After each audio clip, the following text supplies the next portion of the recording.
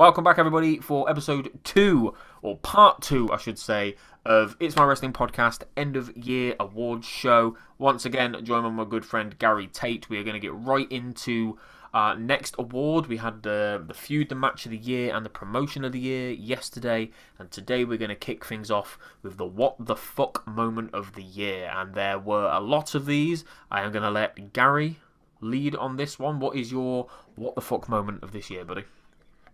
Um, I struggled with this. It could have been a few, but I went with Brian to AEW.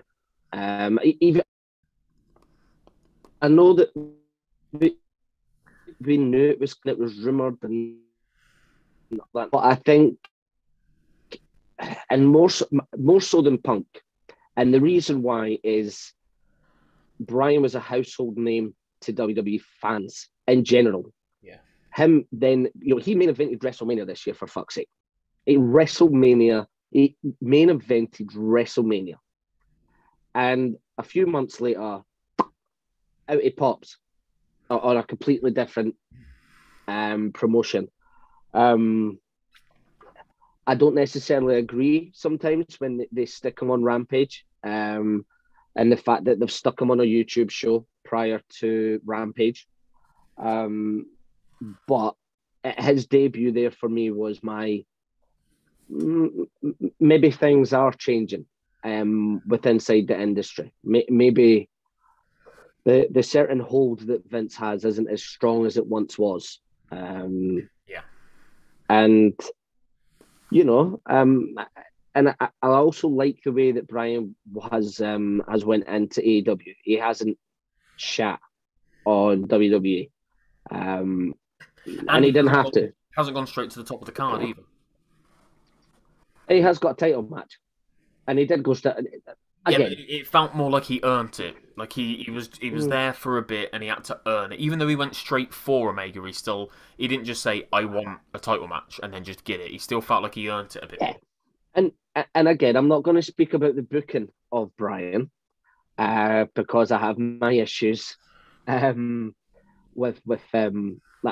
issues with him and Omega having a time draw finish and it being classed as the right thing to do. It's like, all right, a new boy's just walked in and he's taking your top champ all the way.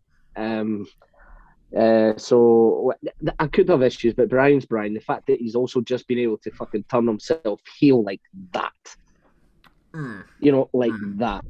Yeah. With inside 30 seconds to a minute on a promo. Yeah. Was something that I didn't think he was going to be able to do. Not because I doubt Brian's ability, just that I doubt AEW fans booing him. But he's done it. Yeah. Fair play to him. But just that for me was my what the fuck moment. My holy shit. One of the top boys from the other promotion has moved. That for me was my what the fuck moment. I think what dampened the what the fuck ivity, the what the fuckness of that for me is that it felt pretty much like guaranteed at one point, didn't it? For at least a few weeks, maybe to a month, it was like, yeah, Brian's going to AEW. He's not re-signing. There's too much that he wants to do that WWE won't let him, like a reduced contract, a reduced traveling and work in Japan and stuff like that. So as much as it was a what the fuck moment to see him there, I think because we expected it. What was more what the fuck about that for me was that he was there on the same night as Cole, wasn't it? The fact that he felt the need to do two in one night, that was more what the fuck for me. And that's why Cole doesn't get it, as he could easily be put into the same category as leaving from one promotion to another.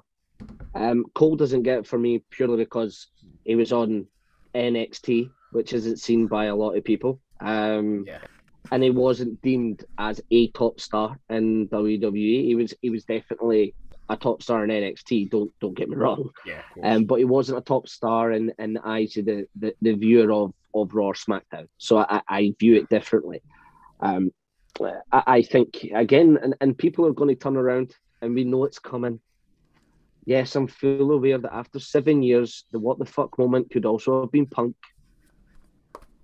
the problem with that is, again, it was done on a fucking Rampage on a Friday night at 10 or sort of 10 o'clock at night on a Friday night that doesn't have a TV station in the UK, I must add. And we knew it was coming. We knew it was coming. We knew it was Chicago. We knew, and I'll give credit to AEW the fact that they never fucked about with it and they did it straight off the bat. They could have teased that for a good 45 minutes, to be fair to them. But they didn't. So Punk could have also been there. But again, he's not been on television for 7 years. Yeah. And it just, yeah, I think we all knew it was coming, and we've known it's been coming for a good few months, if not a good 3, 4, 5 months. It's still a good moment, though. So, I'll say that. Cool. So my what the fuck moment is, this is one of the things that shocked me the most in wrestling, not just in the last year, but probably in the last decade, is Ring of Honor and their closure / hiatus / possible closure. I know they've got plans to come back in April, but apparently, like in the last few days, it's come out that a lot of the talent, a lot of the roster aren't confident of that happening. That was a huge shock for me, as somebody who has interviewed on this podcast a lot of their talent, literally just in the last couple of weeks. I've done about another 4 or 5 interviews with them, and everybody that I've spoken to has said that they, as surprised as they also were not surprised. Ring of Honor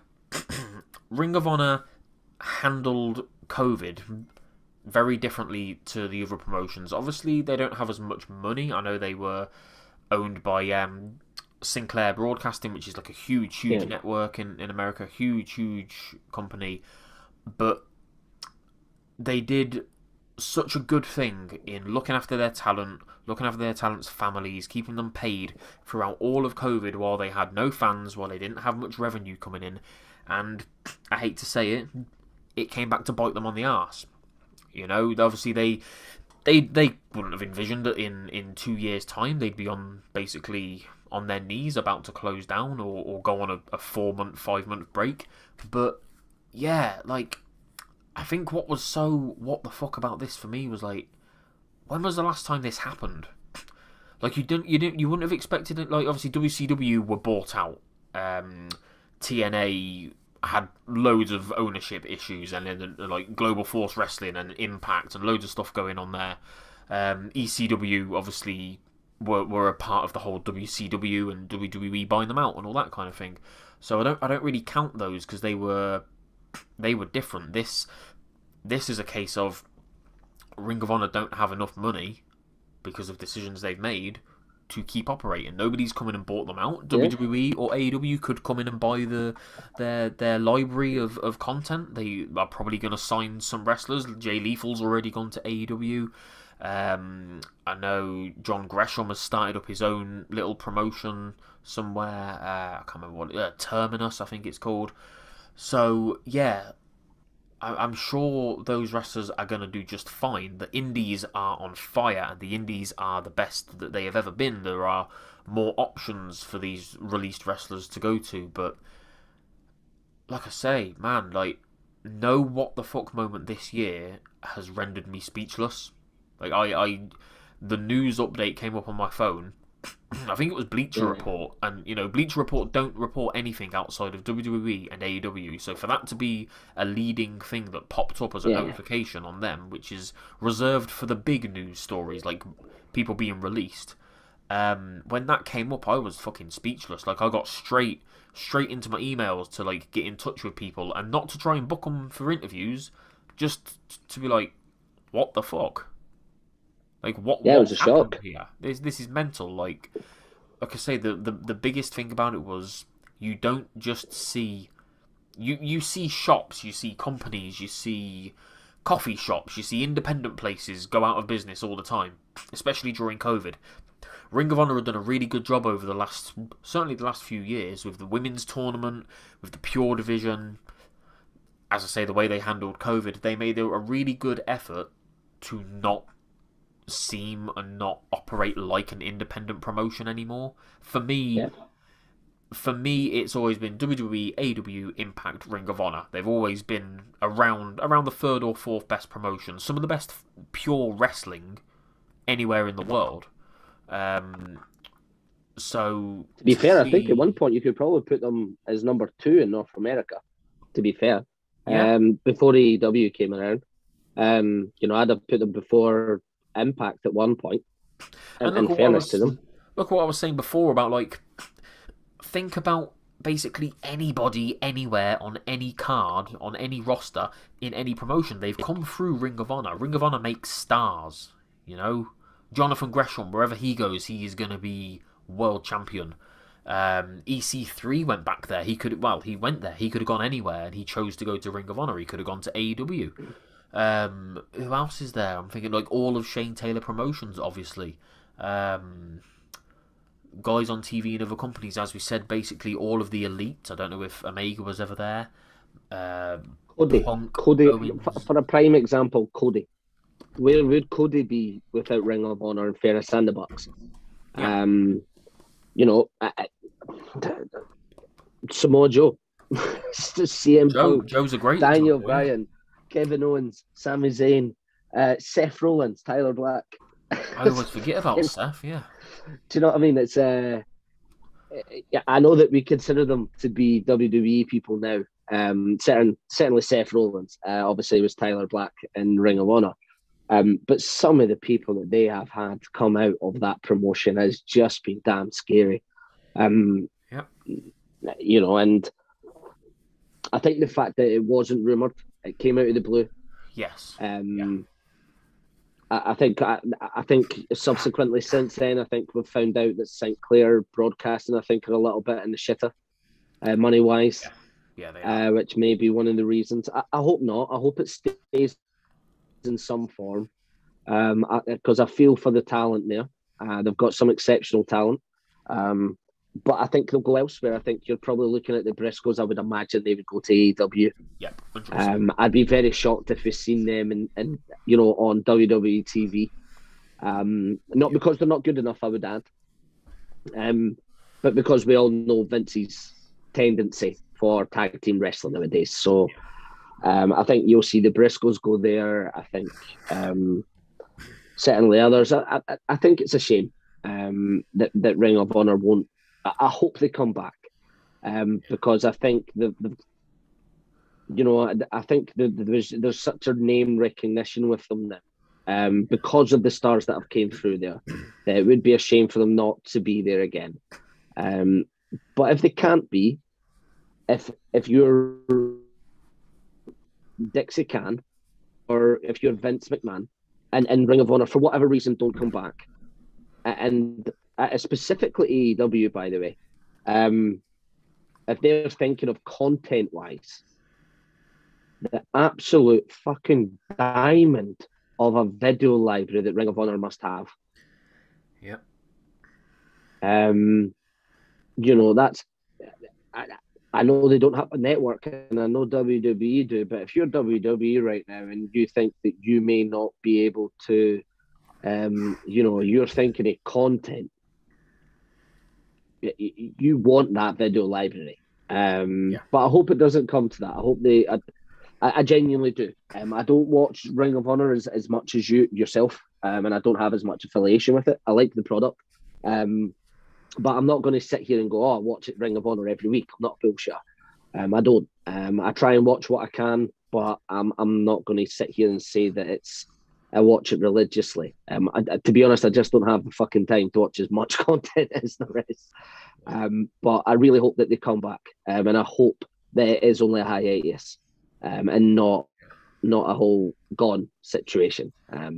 I don't know Definitely. anybody that would pretend to watch Ring of Honor every single week and certainly not tweet about it or, I can't imagine anybody would do that. I certainly don't know anybody that would do that, but let's not get into that. Let's move on to our next category, which is going to be the disappointment of the year. I'm going to lead on this, and I think it's going to be pretty unanimous. I can't imagine many people will have many other disappointments. It's got to be the just the vast amount of WWE releases this year, the absolute madness and the names that we have seen released. Even if I just go for sort of like the top 3 to 5 names, maybe. And this could tie in easily to the what the fuck moment of the year if I lead with Bray Wyatt. Bray Wyatt being released from WWE, there are obviously reasons behind that, and we don't know if it's a mental health thing. He could have signed somewhere by now. His no compete is up, and he still hasn't. So maybe there is more to it. But then you've got names like Karrion Kross, who was obviously handled extremely badly on the main roster, but was a star in NXT.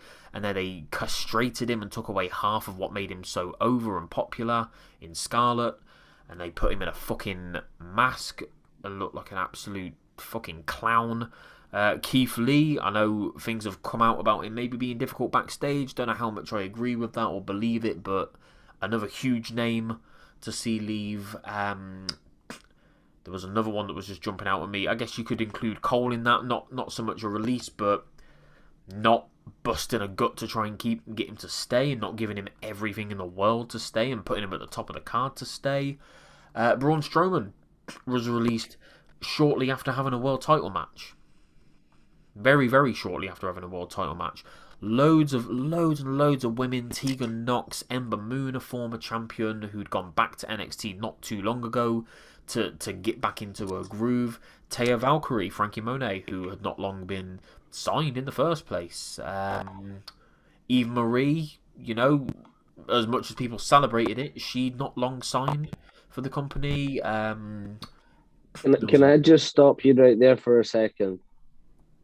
Go on. Because I want to make a point on this. If you celebrated, and I don't give a shit if you don't like her, if you celebrated Eva Marie getting released, or if you made a comment about, oh, happy days, then you're a prick.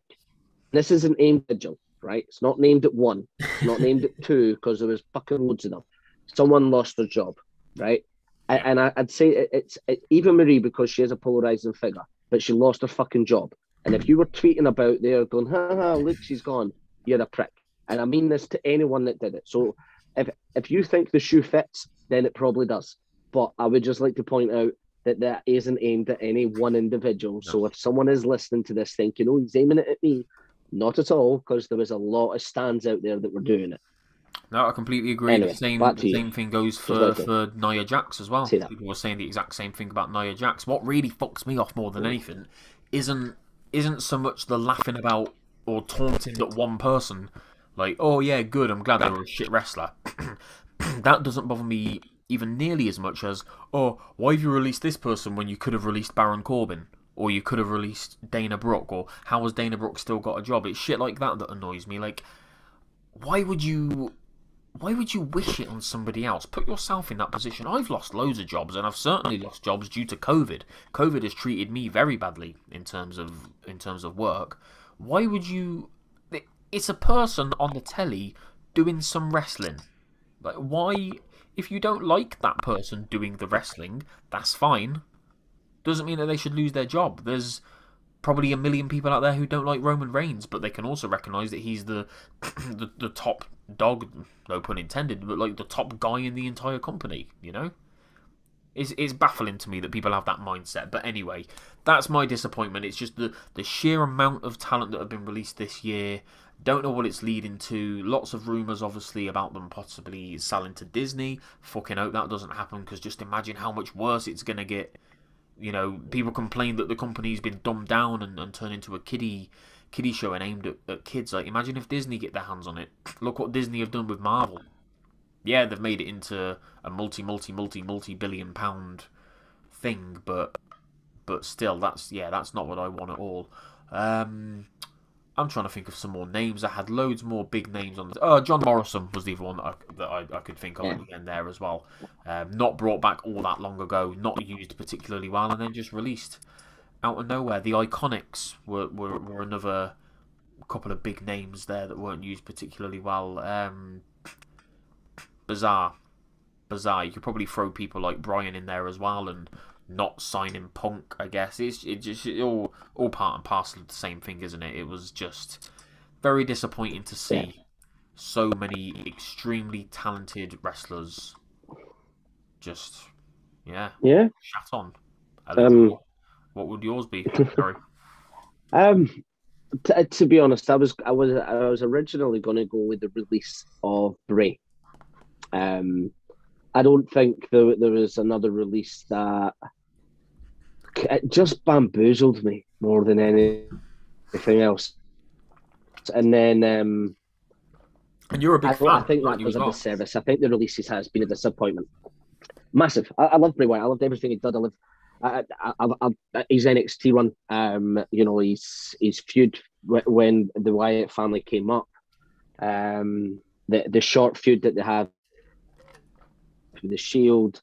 The moment that he was toe to toe with Triple H and he stroked the title, and the crowd went absolutely fucking Yeah. insane. Yeah. As a moment that gets forgotten about, but it was just subtle and nice. I thought his reinvention as the Fiend, but I think if I just mentioned one, I think that would do a disservice. Yeah. Um, I think that was my most shocking one. And to be fair, that could have also went as my what the fuck moment from earlier. But I think the releases in general, just what is it? I think it's like 80 people, give or take. The last number I remember was 71, but then I remember, Was it yeah, 71? there was a small batch after that, so I think it would have been around 80. Let's not make any mistakes about it. And I would never tweet this. I'm not happy about anyone losing their job. Yeah. But releases happen. Yeah, right? of course. They happen every year. Unfortunately, this year they have just done a ridiculous amount. Maybe they're trimming the fat. Maybe they just want a leaner product. Maybe, we're not there to determine what they want to save on and what they don't. So I'm not going to make any judgment on it. It just sucks. You know, for so many reasons, it sucks. People losing their jobs never good. I'm sure the majority of them will be fine, but it's also just the timing of some of them as well. It was just like, you look at someone like Karrion Kross, yeah, even Keith Lee to an extent, with his new gimmick, the Bearcat gimmick, Karrion Kross bringing him up without Scarlett. I can only assume that's because they do not want female managers anymore, but it's the only reason I can think of. But putting him in a mask. John Morrison, he's been stuck at the hip with Miz since he came back. He's done nothing in in fairness to the lad. Outside the fighting, what was the boy's name? WrestleMania. Oh, Damien Priest and Involved with the Bad Bad Bunny Baby stuff. But outside of that, it wasn't really doing anything. So I can understand why they've done Hit Row, bringing him up to the main roster, Yes, then getting rid of that girl, and then Hit Row, bringing them up to SmackDown, giving them massive vignettes, promos, then dropping the female from it again. I stress, I've just mentioned about Scarlett. They obviously don't want females in that capacity, and then just dropping the whole group. I believe that girl had even signed a new contract like a week before. Yeah. So, yeah. I think disappointment and all. Again, I'm not going to shit on WWE for releasing talent. I think they have their reasons. I'm not in their business mind, but it's been 71 people, 80 people have lost their jobs this year. I'm sure they'll all be fine. And there is some shock, and there's on a personal level, I'm not arsed about. I never watched them, so I'm not overly bothered, if you know what I mean, from a fan perspective, if you will. As a human being, it sucks for anyone losing their job. From a fan, there's some that, and as I did previously in regards to Arn Anderson, Riker, I'm looking at you, Sunshine, that I'm not overly bothered about. But again, taking it away, we're human beings, and no one should take joy out of anyone losing their job, regardless of whether you like that talent or not. And the fact is that, and again, I will bring it back to Eva Marie, and Nia Jax is one of them, but Eva Marie specifically, when they did releases earlier on in the year, and the same fans that bitch about the releases were the same fans that were going, "You've let her go, but you've kept her." Yeah. And celebrating someone's release, Nia Jax falls into this category. You know, Nia Jax will be fine.